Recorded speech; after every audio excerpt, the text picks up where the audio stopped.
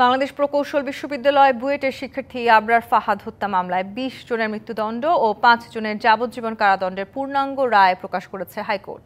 সম্প্রতি ১৩১ পৃষ্ঠার পূর্ণাঙ্গ রায় সুপ্রিম কোর্টের ওয়েবসাইটে প্রকাশিত হয়।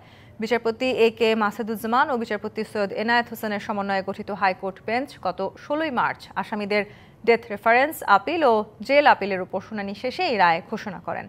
বিচারিক আদালতের দেয়া রায় হাইকোর্টে পুরোপুরি বহাল রাখা হয়েছে। ২০১৯ সালের ৬ অক্টোবর বুয়েটের শেরেবাংলা হলের একটি কক্ষে তড়িৎ ও ইলেকট্রনিক্স প্রকৌশল বিভাগের দ্বিতীয় বর্ষের ছাত্র আবরার ফাহাদকে পিটিয়ে হত্যা করা হয়।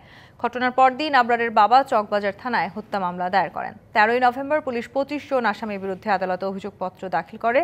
২০২১ সালের ৮ ডিসেম্বর ঢাকা দ্রুত বিচার ট্রাইব্যুনাল ১ এই মামলার রায় ঘোষণা করে।